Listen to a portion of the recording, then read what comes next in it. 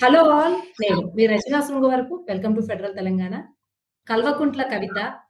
కేసీఆర్ కూతురు గాని ఇప్పటికి తెలంగాణలో వినిపిస్తున్నటువంటి పేరు. అయినప్పటికీ మే 1 నుంచి కార్మికుల దినోత్సవంలో మనం భౌతిక తెలంగాణనే సాధించుకున్నాం. సామాజిక తెలంగాణను సాధించుకోలేదన్న స్టేట్‌మెంట్ నుంచి నిన్నటి దీక్ష వరకు కూడా చాలా చాలా టర్మ్స్ బీసీని సపోర్ట్ జేయడము. ఏవేవో డిఫరెంట్ మలుపులు తీసుకుంటూ ఉన్నారు.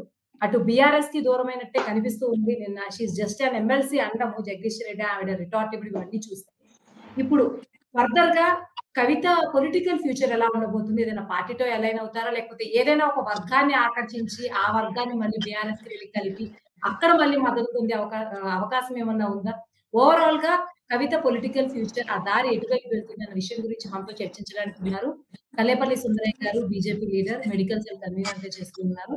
అలాగే నరేంద్ర చల్సాని గారు సీనియర్ జర్నలిస్ట్ అండ్ అనలిస్ట్, అలాగే వెంకట నారాయణ గారు రిటైర్డ్ పొలిటికల్ ప్రొఫెసర్. ఇప్పటికి చాలా డిబేట్స్‌లో చాలా యాక్టివ్‌గా కనిపిస్తూ ఉంటారు. సో, సుందరయ్య గారు ముందు మీతో మొదలు పెడదాం. మీరు చెప్పండి. మీరు బీజేపీలో ఉన్నారు కాబట్టి, ఆఫ్‌కోర్స్ మీరు బీజేపీలో ఉన్నప్పటికీ పొలిటికల్ పార్టీ స్ట్రక్చర్స్ ఎలా వర్క్ అవుతాయి? ఈ అలయన్సెస్ ఎలా వస్తాయో ఐడియా ఉంది కాబట్టి, కవిత ఉన్నటువంటి పొజిషన్‌లో అటు బీజేపీతో గాని, ఇటు కాంగ్రెస్‌తో గాని ఆవిడ కలిసే అవకాశాలు ఆవిడ కలవడం కాదు. ఆవిడని వీళ్ళు కలుపుకునే అవకాశాలు ఎంతవరకు ఉన్నాయి? రచన గారు మొదటి నుంచి నేను ప్రస్తావన చేస్తున్నట్టుగా కవిత గారి విషయంలో ఆవిడ ఒక ఐడెంటిటీ క్రైసిస్ అనేది she is suffering with identity crisis. So ఆవిడకంటూ ఒక గుర్తింపు కావాలి, గుర్తింపు తెచ్చుకోవాలి అనే ఒక ఆరాటంలో భాగంగానే ఆవిడ బయటకు వచ్చి ఏ ఎజెండాని టేకప్ చేసి ప్రజల్లోకి వెళితే తనకు ఒక గుర్తింపు వస్తుంది అనే ఒక సందిగ్ధంలో ఉండి ఏదైతే ఎక్కువ పాపులర్ అంశం సమాజంలో నడుస్తూ ఉంటుందో ఆ పాపులర్ అంశాన్ని పట్ల నిలబడితే నాకు ఎంతో అంత గుర్తింపు వస్తుంది అనే ప్రక్రియలో ప్రాసెస్ లోనే ఇప్పుడు కాంగ్రెస్ గవర్నమెంట్ 42% బీసీలకి రిజర్వేషన్ కోసం ఒక పోరాటం చేస్తుంది, ఒక రిజల్యూషన్ చేసింది. ఆ రిజల్యూషన్ తర్వాత ఆర్డినెన్స్ చేసింది. ఆర్డినెన్స్ తాలూకా ఆ ప్రక్రియ అమలు కోసం ఢిల్లీలో ఇప్పుడు వాళ్ళు ఒక ధర్నా కూడా దిగారు.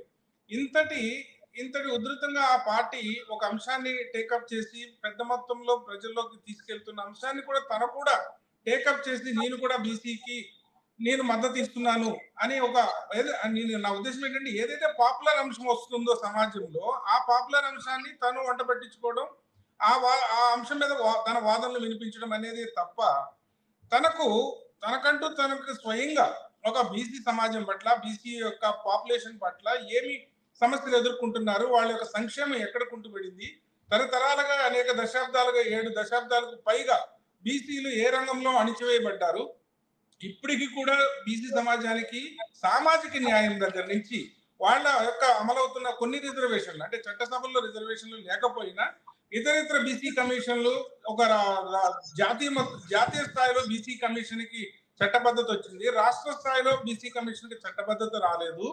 ఇంకా స్కాలర్షిప్లు కానీ బీసీ హాస్టల్ మీద కానీ ఆ కాలేజీల్లో బీసీలకి విద్యార్థులకి ఎంతటి న్యాయం జరుగుతుంది, అనేక ఆఫీసుల్లో బీసీ సంఘాలకి ఏమేమి న్యాయం జరుగుతుంది అనే అంశాల మీద ఒక నిర్దిష్టమైన అభిప్రాయం అవగాహన లేకుండానే ఒక పార్టీ, ఒక ఎక్స్ పార్టీ, వై పార్టీ, ఒక పార్టీ ఒక అంశాన్ని తీసుకుని ఒక ప్రాముఖ్యతను సంతరించుకుంటుందనే ఆ విషయాన్ని గమనించి ఈవిడ ఆ వాదనలోకి దిగింది తప్ప ఇప్పుడు ఈ వర్గానికి న్యాయం చేయాలనుకుంటే వాళ్ళ సొంత పార్టీ అయిన బీఆర్ఎస్ లో టీఆర్ఎస్ లో ఉన్నప్పుడు ఏ రోజైనా మీడియా ప్రతినిధుల్ని మీడియాని లేదంటే పత్రికల వాళ్ళని అడుగుతున్నాను, ఏ రోజైనా పార్లమెంట్ లో కానివ్వండి లేదంటే ఇక్కడ ఎమ్మెల్సీగా టేకప్ చేసిన తర్వాత మండలిలో కానీ ఎప్పుడైనా ఈ అంశాల మీద చర్చించిన ఉదంతాలు ఏమైనా ఉన్నాయండి?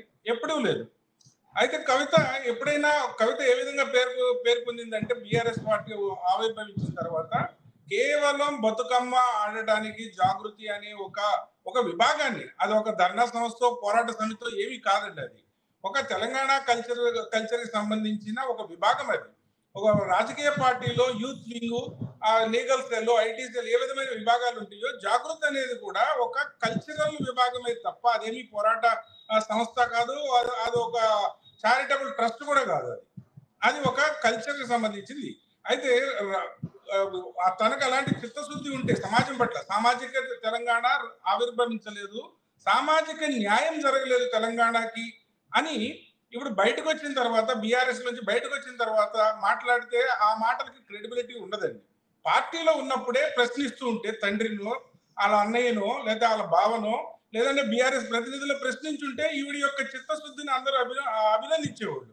అక్కడే ఒక గుర్తింపు ఉన్న నాయకురాలుగా ఎదగలేనప్పుడు బయటకు వచ్చి నేను పార్టీ పెడతాను, కొన్ని పాపులర్ అవుతున్న అంశాలను టేకప్ చేసి నేను గుర్తింపు తెచ్చుకుంటాను అంటే ప్రజలు విశ్వసించే స్థితిలో ప్రజలు లేరండి. తెలంగాణ ప్రజలు ప్రతి ఒక్కరిని ప్రతి పార్టీ యొక్క నాయకులు గమనిస్తుంటారు. ఏ పార్టీ అయితే మోసపూరితంగా వ్యవహరిస్తుందో ఆ పార్టీకి రాబోయే ఎలక్షన్ లో వాళ్ళకి ఓటు అనే ఆయుధం వచ్చినప్పుడు బుద్ధి చెప్తారు ఖచ్చితంగా.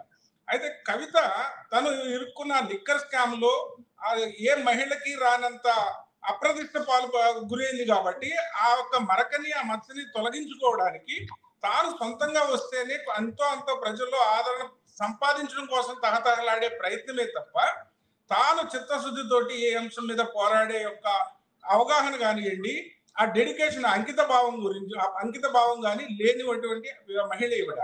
ఇప్పుడు బీసీ పట్ల చిత్తశుద్ధి ఉంటే కాంగ్రెస్ తో కలిసి ఢిల్లీలో కూర్చొని చేయొచ్చు కదండి. అంటే గుంపులో గోవింద అయిపోతే ఈవిడికి ఇండివిజువల్ క్రెడిబిలిటీ కానీ ఐడెంటిటీ కానీ రాదు అనేది.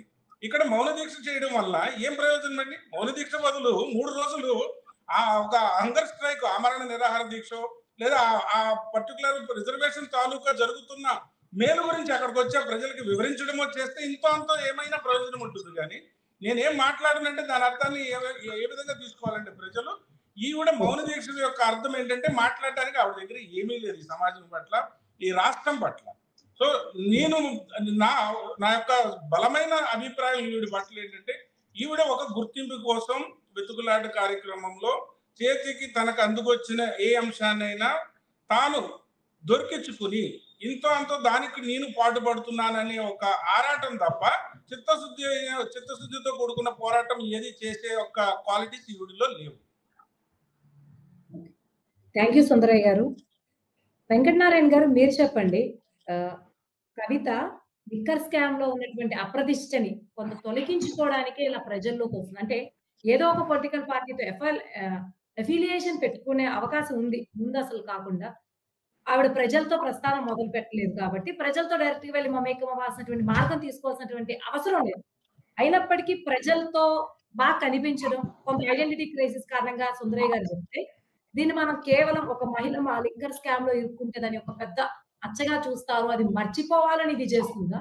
నిజంగానే పొలిటికల్ గా ఒక అంబిషన్ పెట్టుకుని నేను ఖచ్చితంగా ఒక పేరు తెచ్చుకోవాలి, మా నా తెచ్చుకుంటే ఇండిపెండెంట్ ఇండివిజువల్ గా తెచ్చుకోవాలి అన్న ఇదితో చేస్తుందా? ఇది ఒక టెంపరరీ గోల్ అనుకోవాలా, ఒక పర్మనెంట్ ఎయిమ్ తో చేస్తున్నారా కవిత? వాళ్ళ కుటుంబ సభ్యులంతా కూడా ఈ రాష్ట్రాన్ని మరింత కాలం అంటే ఫ్యూచర్ లో ఏలుకోవాలనేటువంటి లక్ష్యం పెట్టుకొని ఎవరికి వాళ్ళే ముఖ్యమంత్రి స్థాయికి వెళ్ళిపోవాలనేటువంటి పోటీలో ఉన్నారు వాళ్ళు. ముఖ్యంగా కవిత కావచ్చు, కేటీఆర్ కావచ్చు, ఈవెన్ హరీష్ రావు కూడా అదే పద్ధతిలో. దాంట్లో భాగంగానే ఇవాళ వాళ్ళది కుటుంబంలో ఆస్తిపాస్తుల పంచాయతీ కావచ్చు, లేకపోతే ఆ పార్టీ కుటుంబం పార్టీ కాబట్టి అది ఎవరి వారసులు ఎవరైనా అందులో గొడవలు నడుస్తూ ఉన్నాయి. అయితే ఆ గొడవల లోపల నడుస్తూనే ఉంటాయి కానీ బయట ప్రజలతోటి కూడా నేను ఉన్నా అని చెప్పుకోవడానికి ఇటు తండ్రిని ఒప్పించడానికి అటు ప్రజలలో కూడా నిరంతరం తిరగడం వల్ల ఎన్ని స్కాములు చేసినా కానీ ఈ దేశంలో ఎన్నో రకాల స్కాములు చేసిన వాళ్ళు కూడా ముఖ్యమంత్రులు లేరు. అలా జగన్ మనకు ఒక చాలా ప్రత్యక్ష సాక్షి. కాబట్టి వాళ్ళు ఏమైనా స్కాములు చేయడం అనేది రాజకీయ నాయకులకు చాలా మందికి, ముఖ్యంగా ప్రాంతీయ పార్టీల నాయకులకు అది సహజ లక్షణమే. ఇక దేశంలో ఉన్న జాతీయ ప్రాంతీయ పార్టీల నాయకులంతా కూడా వేల కోట్లు సంపాదించినటువంటి నాయకులు ఉన్నారు. వాళ్ళు మళ్ళీ పవర్ ఎంజాయ్ చేస్తూనే ఉన్నారు. కాబట్టి కవిత కూడా ఏమనుకుంటుంది అంటే ఇదంతా సాధారణమే కదా, రాజకీయంలో సంపాదన అనేది, దోపిడీ అనేది అందరు చేస్తున్నారు, మా కుటుంబం చేసింది కాబట్టి మేము ఎక్కువ అనేక రెట్లు చేసినాం. అయితే ఏంటి, ప్రజలు మర్చిపోతారు. ప్రజలు గుర్తు అనేది వాళ్ళకు జ్ఞాపకం అనేది తక్కువ సమయం ఉంటుంది. ఎందుకంటే డబ్బులు ఇచ్చి ఓట్లు వేయించుకునే ఒక కల్చర్ను కూడా డెవలప్ చేసారు వాళ్ళు. కాబట్టి వాళ్ళ దగ్గర డబ్బులు ఉన్నాయి, ఆస్తులు ఉన్నాయి. కాబట్టి ఆమె ఏదో తాత్కాలికంగా ఏదో ప్రజల మెదలడంలో లేకపోతే ఆమెకున్న లిక్కర్ స్కామ్ మీద ఉన్నటువంటి మచ్చను తుడిచి వేసుకోవాలి అటువంటిది ఏముండదు. మీకు చూడండి, కనిమోజీ అలా రాజ్యసభలో మళ్ళా చేరింది. అదే రకంగా మనకు శరద్ పవార్ బిడ్డ ఆమె కూడా ఆ సుప్రియ సూలే మళ్ళీ ఆమె కూడా పార్లమెంట్ లో ఉన్నది. మీషా అని లాలు ప్రసాద్ బిడ్డ కూడా అట్లనే చేసిన ఆమె అందులో ఉన్నది. కాబట్టి ఇప్పుడు పెట్టుబడిదారులుగా మారిపోయినటువంటి రీజనల్ పార్టీలు వాళ్ళ బిడ్డలను వాడి కొడుకులను ఎప్పుడు కూడా చట్టసభలలో ఉంచాలి, వాళ్ళు దోపిడీ చేసుకోవాలి, రాజకీయం చేయాలి. అదొక రకంగా చిన్న చిన్న కింగ్డమ్స్ ఇవి. రీజనల్ పార్టీ అనేటి వెనకట ఉన్నటువంటి కింగ్డమ్సే ఇలా ఈ రూపంలో వచ్చినాయి. కాబట్టి కవిత చేసే ప్రయత్నం అనేది ఆమెకు ఒక దృఢమైనటువంటి ఆలోచన పెట్టుకునే చేస్తున్నది. ప్రజలను ఎట్లయినా మనం ఆకట్టుకోవచ్చు, కొనుగోలు చేసుకోవచ్చు. ఎందుకంటే పేద వర్గాలంతా ఒక సైడ్ అయిపోయారు. క్యాపిటలిస్టులను క్యాపిటలిస్టులను బిజినెస్ వాళ్ళను ఐఏఎస్ ఆఫీసర్లు అదేవిధంగా ఈ రాజకీయ నాయకులు వీళ్ళంతా ఒకటే కూటమే అయింది. దేశంలో కానీ రాష్ట్రంలో కానీ క్రోనీ క్యాపిటలిస్టులు అంటారు, క్యాపిటలిజం అంటారు. అధికారులు, పెద్ద వ్యాపారస్తులు, రాజకీయ నాయకులు. ఇప్పుడు మన రాష్ట్రంలో జరిగేటువంటి ఎక్స్పెరిమెంట్ అంతా అదే. ఏ పార్టీ వచ్చినా కానీ ముఖ్యంగా ప్రాంతీయ పార్టీ అయితే అది సహజమైనటువంటి ధోరణి. కాబట్టి వాళ్లకు అపారమైన ఆస్తులు సంపాదించుకున్నారు ఈ 10-12 ఏళ్లలో. ఉద్యమ కాలంలో బెదిరించి సంపాదించుకున్నారు. ప్రభుత్వం వచ్చినాక కూడా బెదిరింపు చేశారు. అదేవిధంగా ప్రభుత్వ ధనాన్ని కూడా దోచుకున్నారు. డబ్బులు ఉన్నాయి, ఆస్తులు ఉన్నాయి.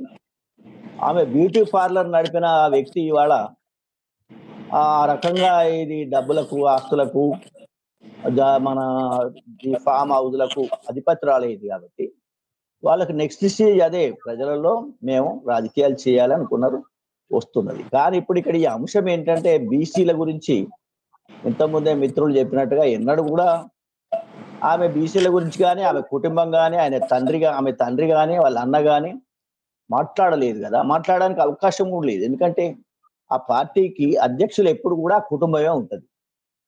శాసనసభ పక్ష నాయకులు కూడా ఆ కుటుంబమే ఉంటుంది.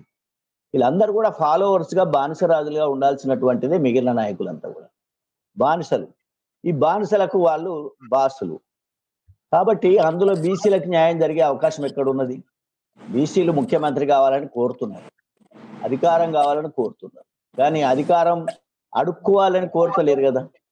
కాబట్టి కవిత ఎంత లీడ్ తీసుకున్నా కానీ ప్రజలు ఆమెను నమ్మరు. కాకపోతే ఆమె ప్రయత్నం ఆమె చేస్తున్నది. డబ్బు ఖర్చు పెడుతున్నది ఆమె. ఒక్కొక్క ప్రోగ్రాంకు ₹1 కోటి పడేస్తే కార్యకర్తలు వాళ్ళేది డబ్బులు తీసుకుని వచ్చేటోళ్ళు చాలా మంది ఉంటారు. కాబట్టి డబ్బులతో రాజకీయ పార్టీలు నడుస్తున్నాయి కదా. షర్మిల తిరగలేదా? తెలంగాణ అంతా తిరిగింది, ఆంధ్రలో తిరుగుతూనే ఉంది. ఇట్లా వాళ్ళు పెట్టుబడిదారులుగా మారిపోయినటువంటి కుటుంబం వాళ్ళు ఏ పనైనా చేస్తారు. ఇప్పుడు అనేక స్కాములు వాళ్ళ వెంట తిరుగుతున్నాయి. కానీ వాళ్ళకు ఒక విశ్వాసం ఉంది. ప్రజలకు ఎప్పుడో ఒకసారి ఒక రూలింగ్ పార్టీ మీద వ్యతిరేకత వస్తుంది, మళ్ళీ మా మీద మేము డబ్బులు ఖర్చు పెడతాం, ప్రజలు 3 లక్షలు, 3,000, 4,000, 10,000 అయినా ఇచ్చేస్తాం ఒక ఓటుకు. ప్రజలు కూడా మళ్ళీ ఈ డబ్బులకు అమ్ముకునేటువంటి ప్రజలుగా మారింది. కాబట్టి ఆ రకమైనటువంటి ఆలోచనలు ఆమెకు వచ్చినాయి. కాబట్టి ఒక ప్రయత్నం చేస్తున్నది ఆమె. దోపిడీ వ్యవస్థలో భాగంగా ఆమె చేసే ప్రయత్నం చేస్తున్నది. ఆమె సక్సెస్ అవుతుంది లేదని మనం చెప్పలేము.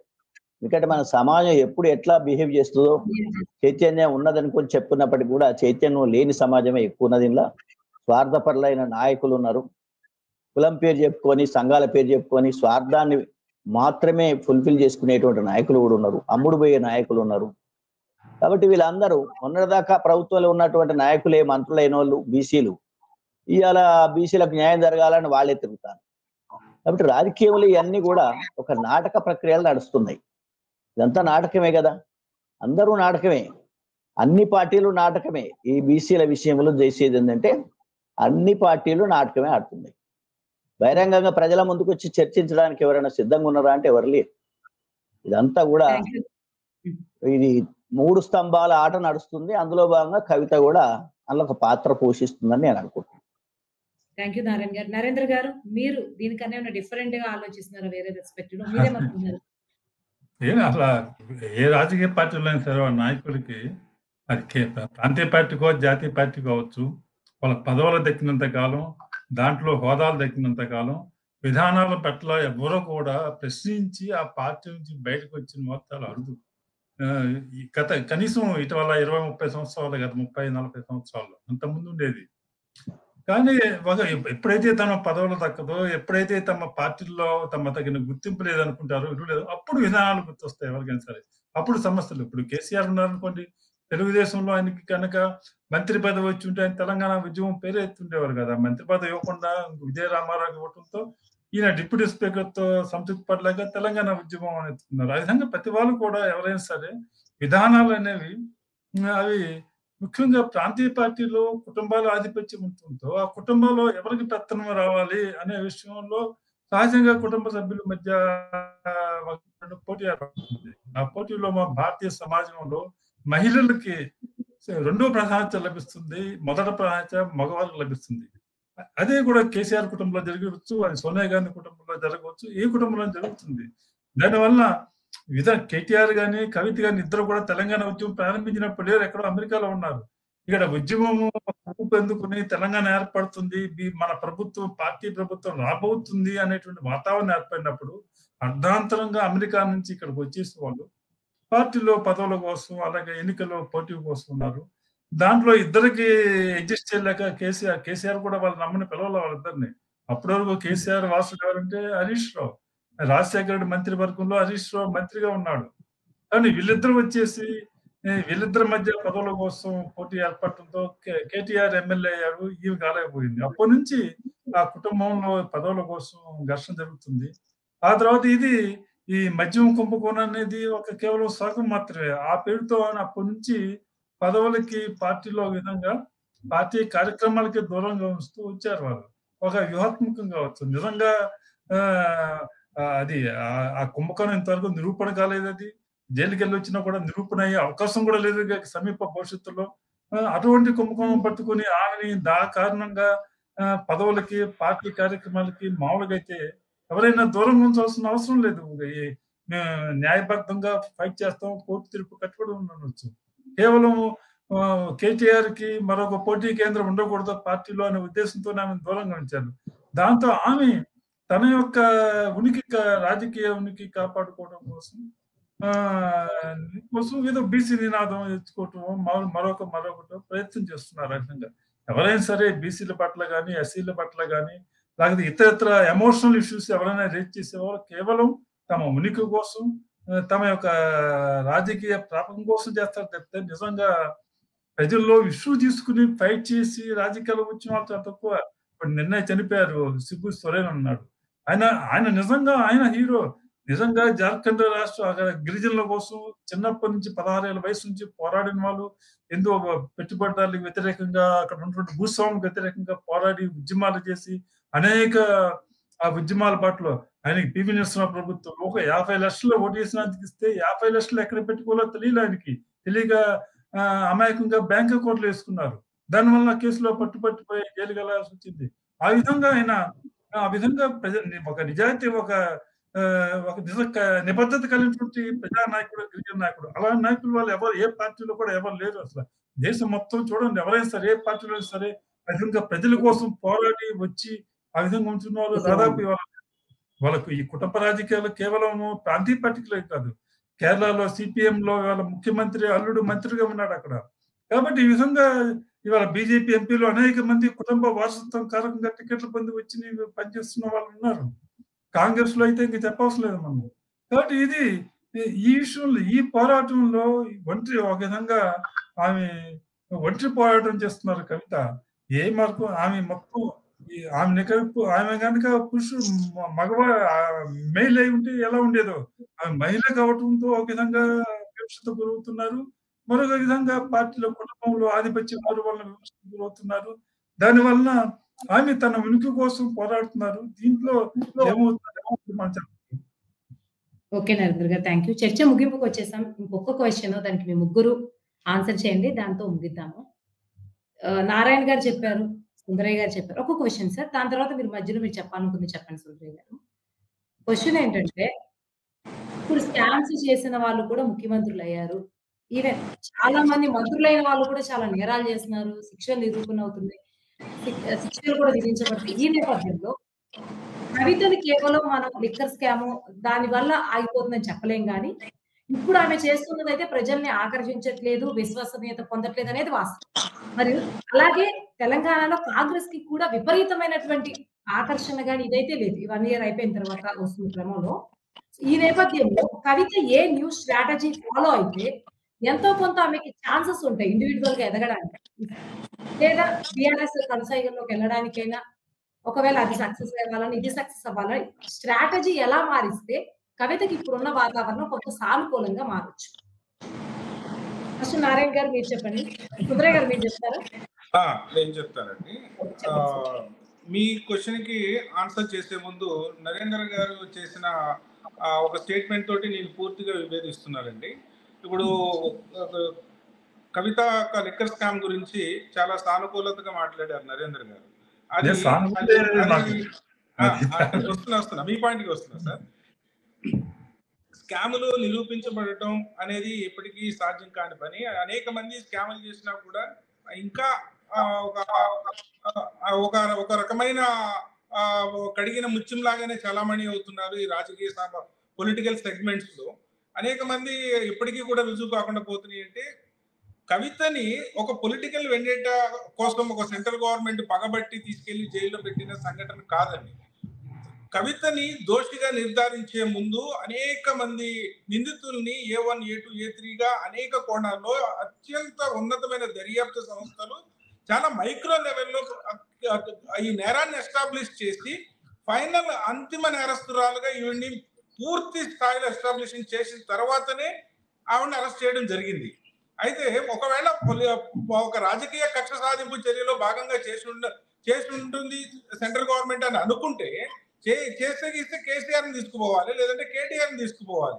ఒక మహిళను ఎందుకు తీసుకుపోతారని? కవిత ఏ విధంగా పోటీ? ఈ భారతదేశ రాజకీయాల్లో కవితకున్న స్థానం ఏంటి? ఆవిడకున్న ఒక ప్రాముఖ్యత ఏమిటి?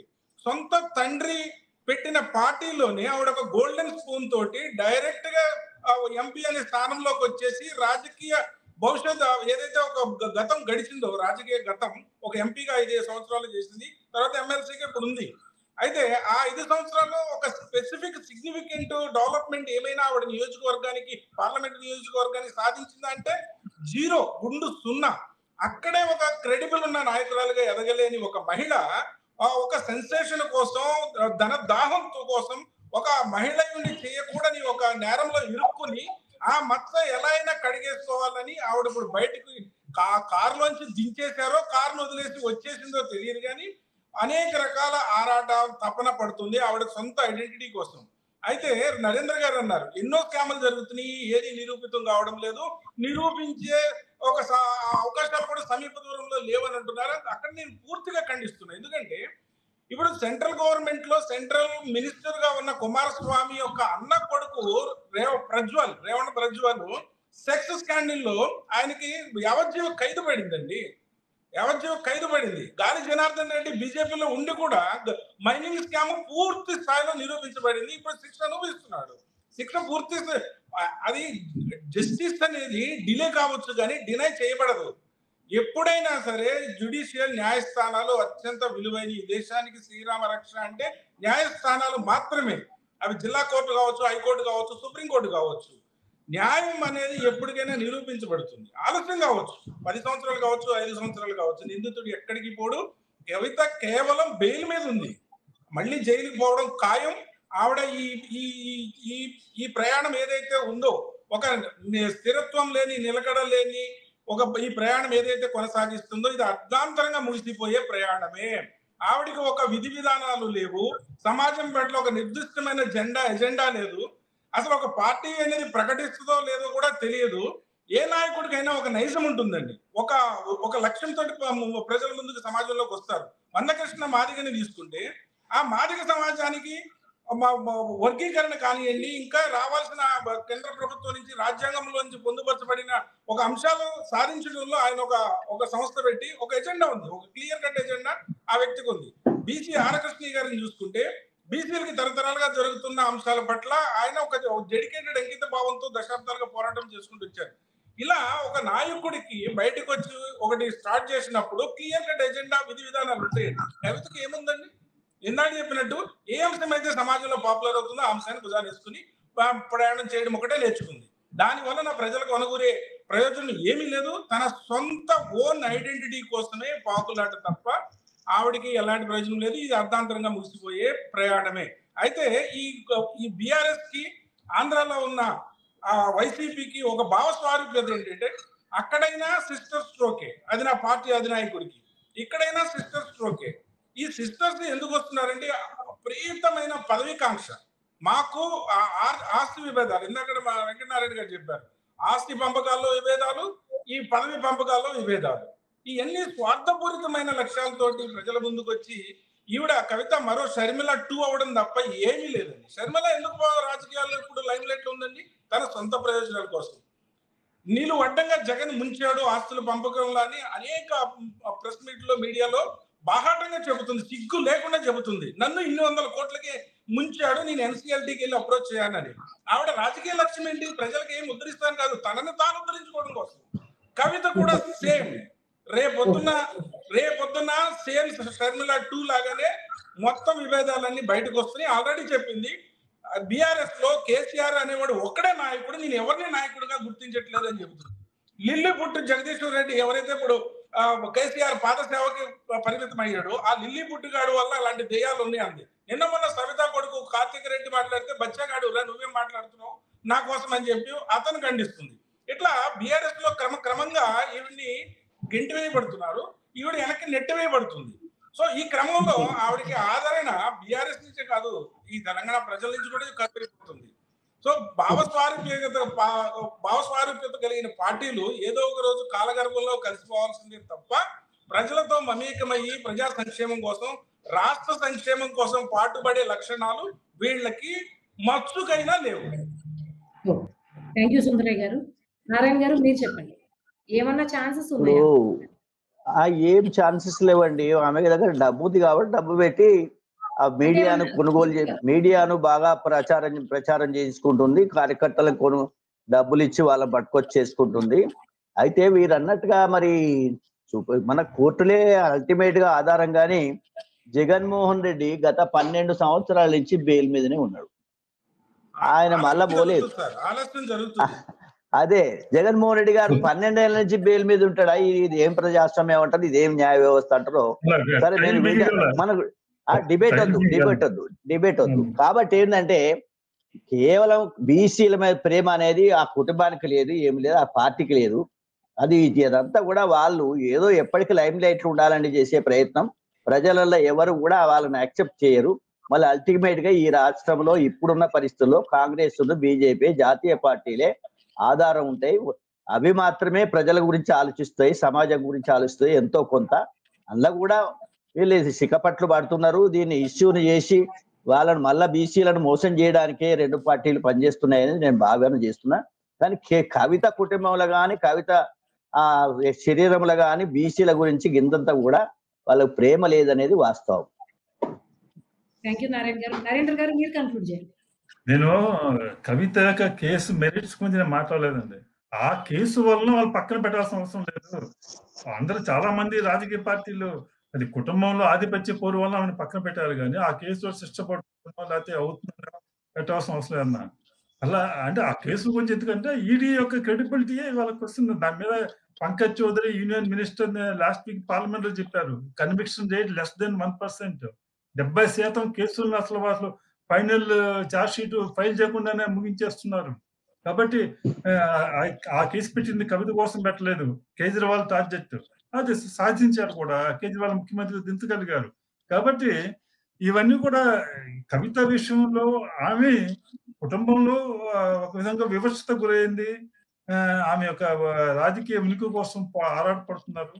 దానికి ఒంటిగా ఏం చేస్తుంది అనేది మనం ఇక్కడ నేను డినై చేస్తాను. కేజ్రీవాల్ కోసమే టార్గెట్ చేస్తుంటే ఈవిడ కవిత యొక్క మూలాలు లేకపోతే ఒక వేరే రాష్ట్రం నుంచి ఒక మహిళను ఎందుకు ఎత్తుకుపోతారండి దర్యాప్తు సంస్థలు?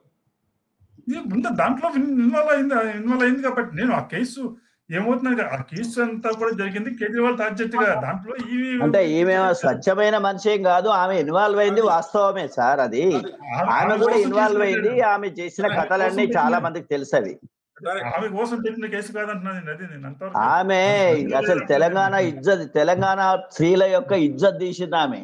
అసలు ఆమె ప్రజలకు వచ్చేంత సిగ్గు, సార్ అన్నట్టుగా సిగ్గు ఎక్కువ ఉంటే అసలు ప్రజలకు రావద్దు, ఇంట్లో దాచుకొని పండాలి. ఇవాళ కేసుల్లో ప్రతిపక్షాల్లో ఉన్న వాళ్ళు కొంతమంది కేసులు ఎక్స్పోజ్ అవుతున్నారు. అధికార పార్టీలు ఎవరి మీద కేసు ఉండట్లేదు. చాలా మంది చాలా విషయాలు ఈ దేశంలో జరుగుతున్నాయి. అనేక అసలు ఇవాళ ఒక విధంగా వీళ్ళు అమాయకంగా ఎదుర్కొంటున్నారు. పెద్ద పెద్ద వాళ్ళు భారీ కేసులు వాళ్ళ అనేక ప్రభుత్వాలు అన్ని పార్టీలు, ఒక పార్టీ అంటలేదు నేను, వాళ్ళ లక్షల కోట్లు ట్రాన్సాక్షన్ మన ఎన్నికల్లో ఒక్కొక్క క్యాండిడేట్ 100 కోట్లు ఎలా ఖర్చు పెడుతున్నారు. వాళ్ళ డబ్బు ఎక్కడ అకౌంట్ వస్తుంది, అది ఎలా సంపాదిస్తున్నారు, ఆ డబ్బును ఏ విధంగా వాళ్ళు తిరిగి పొందుతున్నారు, ఇవన్నీ మనందరం తెలుసు, మనం చూస్తున్నాం. వాళ్ళెవరు కూడా కాబట్టి ఆమె కవిత తన యొక్క రాజకీయ ఉనికి కోసం, ఆరాట కోసం తంటాలు పడుతున్నారు. ఆమెని ఇవాళ ఏ పార్టీ వాళ్ళు కూడా చేరుకు ఆమెని ఎంతవరకు కేసీఆర్ వ్యతిరేకంగా రెచ్చగొట్టడానికి మిగతా పార్టీలు ఏమైనా మాట కలిపితే కలపవచ్చు, కానీ ఆమెని చేర్చుకుని వాళ్ళు లేనిపోయిన ఇబ్బందులు సృష్టించుకోవడానికి కూడా ఏ పార్టీ కూడా ఇవాళ సిద్ధపడకపోవచ్చు. అంటించుకోవడమే అవుతుంది నరేంద్ర గారు. అదే ఒకటి, కవిత అనే ఒక క్రెడిబిలిటీ కలిగిన లీడర్ అయి ఉంటే కేసీఆర్ కూతురు అనే ఒక టైటిల్ ఎందుకు పనికిరాదు సార్. యాజ్ సచ్ ఇండివిజువల్ కవిత, కల్వకుంట్ల కవిత అనే వ్యక్తికి క్రెడిబిలిటీ ఉంటే ఏ పార్టీ అయినా సాధారణంగా ఆహ్వానించి ఆవిడ యొక్క ఆ భావజాలాన్ని కానీ ఆవిడ యొక్క డెడికేషన్ కానీ కలిగి ఉంటే ఎవరైనా ఆహ్వానిస్తారు రాజకీయాల్లో. ప్రజాసేవ కోసం ముందుకొచ్చే అనేక పార్టీలు గతంలో కూడా లోక్ సత్తా లాంటి పార్టీ కానివ్వండి, ఇట్లాంటి భావస్వారూప్యత కలిగిన ఇతర చిన్న చిన్న పార్టీలకు కూడా ఇంతో అంతో ఎఫిలియేషన్ లో తీసుకున్నారు పరిగణలోకి. సో ఈవిడికి ఎలాంటి డెడికేషన్ ఉంది ప్రజాసేవ పట్ల అనేది మనం ఒక పరిశీలన చేస్తే మచ్చుకైనా ఒక్క అంశం కూడా ఈవిడ్ని కన్సిడర్ చేసే పాయింట్ ఒకటి కూడా లేదు. ఒక ఈ లిక్కర్ స్కామ్ అనేది ఒక ఢిల్లీ లిక్కర్ స్కామ్ తోటే పరిమితం కాలేదు నరేంద్ర గారు, వెంకటనారాయణ గారు. మీరు కూడా చూస్తే ఈ రీసెంట్ పాలిటిక్స్ డెవలప్మెంట్స్, ఈ పొలిటికల్ తెలుగు రాష్ట్రాల్లో జరుగుతున్న పొలిటికల్ డెవలప్మెంట్స్ మీరు ఒకసారి తరచి చూస్తే ఈ లిక్కర్ స్కామ్ ఏదైతే ఆంధ్రాలో ఇప్పుడు మళ్ళీ తిరగదోడి ఇప్పుడు అంటే కొత్తగా వెలుగులోకి వచ్చిన స్కామ్ లో బీఆర్ఎస్ నేతలు అత్యధికంగా, ఆంధ్ర నేతలు ఎంత శాతం అయితే ఉన్నారో బీఆర్ఎస్ నేతలు కూడా అదే స్థాయిలో ఆ స్కామ్ లో ఇన్వాల్వ్ అయి ఉన్నారు. అంటే కవిత యొక్క లిక్కర్ స్కామ్ కి మూలాలు ఆవిడ దీంట్లో ఎక్స్పర్ట్, లిక్కర్ క్వీన్ అని ఆంధ్ర నాయకులు కూడా నమ్మబట్టే ఈవెన్ని ఆంధ్ర లిక్కర్ స్కామ్ లో ఈవెన్ని భాగస్వామ్యం చేశారు. ఇప్పుడు రెండు పార్టీలు కూడా రెండు కూడా ప్రాంతీయ పార్టీలే. ఈ రెండు కూడా దోపిడీ చేసుకొని రాజకీయాలు చేయాల్సినటువంటి లక్ష్యం కలిగిన వాళ్ళే కాబట్టి వీళ్ళు అదే పని చేసిండ్రు. కవిత తోటి ఏం జరగది. ఈ రోజు అసలు బీఆర్ఎస్ బొందబెట్టబడేటువంటి పరిస్థితుల్లో ఉన్నది. కవిత ప్రొప్రైటర్షిప్ కన్సర్న్ లాగా ఒక సంస్థకి అధిపతులు ఫ్యామిలీ మ్యాన్, మీరు చెప్పినట్టు ఫ్యామిలీ మ్యానే ఉంటారు. ఫ్యామిలీ హెడ్ ఆ పార్టీకి అధ్యక్షుడిగా ఉంటాడు. సో వీళ్ళు అనేక విభాగాలని వీళ్ళ కుటుంబ సభ్యులే పంచుకుని ఈ లిక్కర్ స్కామ్ లో ఈవిడ ఇంత ఘనత సాధించింది కాబట్టి మనకు కూడా అత్యద్భుతంగా స్కామ్ ని రూపొందించగలదు అని ఈవిడ్ని ఇప్పుడు ఆంధ్ర లిక్కర్ స్కామ్ లో కూడా భాగస్వామ్యం చేశారు. ఇప్పుడు అన్ని ఈ దర్యాప్తు సంస్థలు అన్ని కూడా బీఆర్ఎస్ నాయకుల దగ్గరికి చేరుకుని వాళ్ళ యొక్క జోక్యాన్ని, ఇన్వాల్వ్మెంట్ ని ఎస్టాబ్లిష్ చేసింది. ఇప్పుడు ఎవరైతే ఒక విలాసవంతమైన జీవితాన్ని ఇప్పుడు మన కళ్ళ ముందు తీసుకొస్తున్నారో మీడియా, ఈ వెంకటేష్ నాయుడు దగ్గర నుంచి దానికి సంబంధించిన ఇతర మంత్రులు ఈ ఆంధ్ర లిక్కర్ స్కామ్ లో ఇన్వాల్వ్ అయ్యారు, వాళ్ళందరి యొక్క జోక్యం కూడా కవిత తోటి ఈ బీఆర్ఎస్ నాయకులతోటే ముడిపడి ఉన్నాయి. అత్యంత త్వరలోనే పెద్ద ఎత్తున రాజకీయ ప్రకంపనలకు దారి తీయబోతున్న ఆంధ్ర లిక్కర్ స్కామ్ కూడా ఢిల్లీ లిక్కర్ స్కామ్ తో పోలిస్తే చాలా, Delhi liquor scam is very small in size. ఆంధ్రలోదే వేల కోట్లలో ఉన్నది, అది వేల కోట్లలో ఉంది సార్. ఓవరాల్ గా కవితకి ఒక future path, political career path అయితే కనిపించట్లేదు. ఇది ఇన్ బిట్వీన్ ఒక ఫేజెస్ లో చేస్తున్నటువంటి అంశం, ఒక ఐదర్ ఐడెంటిటీ క్రైసిస్ కావచ్చు, లేకపోతే ఏదో ఒక పార్టీకి దగ్గర అవ్వడానికి తనకున్నటువంటి ఈ పబ్లిక్ ఇమేజ్ నాకు ఇంత ఉంది అని ప్రూవ్ చేసుకునేటువంటి ఒక స్టంట్స్ కావచ్చు. ఏదేమైనప్పటికీ కవిత మాత్రం ఒక స్ట్రాంగ్ లీడర్ గా అయితే కనిపించట్లేదు. అటు బీసీలకి కనిపించట్లేదు, ఇటు తెలంగాణ ప్రజలకు కూడా కనిపించట్లేదు అనేది గత మే నెల నుంచి ఇప్పటి వరకు ఎన్ని చేసినా సరే అటెన్షన్ అయితే లేదు అనేది కన్క్లూడ్ అయింది. ఏమన్నా సుందరయ్య గారు మీరు యాడ్ చేస్తారా? రచన గారు మీరు చాలా కరెక్ట్ గా చెప్పారు. ఫ్యూచర్ లో భవిష్యత్తులో కవిత పెద్ద లీడర్ గా ఎదిగే సూచనలు ఏమాత్రం కనిపించట్లేవు అనడానికి నిదర్శనం తన తండ్రి నిరాటంకంగా 10 సంవత్సరాలు పాలించినప్పుడే కవితలో ప్రజాసేవ తాలూకా ఒక లక్షణాలు అప్పటికప్పుడు, ఆ 10 సంవత్సరాలు చాలండి ఒక లీడరు ఒక క్రెడిబుల్ లీడర్ గా ఎదగడానికి, ప్రజల ఆమోదయోగ్యమైన లీడర్ గా ఎదగడానికి 10 సంవత్సరాలు చాలా పెద్ద కాల పరిమితి. అప్పుడే తనలో ఎలాంటి డెడికేషన్, అంకిత భావం ప్రజల పట్ల, ప్రజా సమస్యల పట్ల ఒక విరోచితమైన అలుపెరగిన పోరాటం చేసిన నాయకురాలుగా అక్కడ గుర్తింపు తెచ్చుకుని ఉంటే ఇప్పుడు తను చేస్తున్న యాక్టివిటీస్ కి ఏవైనా ఒక మైలేజ్ చేకూరేది. అప్పుడే లేని యొక్క ఇది ఇప్పుడు ఎలా వస్తుందండి? అందువలన ఆవిడ యొక్క ప్రయాణం అర్ధాంతరంగా ముగిసిన ప్రయాణమే. థ్యాంక్ యూ సుందరయ్య గారు, థ్యాంక్ యూ నరేంద్ర గారు. ఇంతటి ఓకే, అలాగే.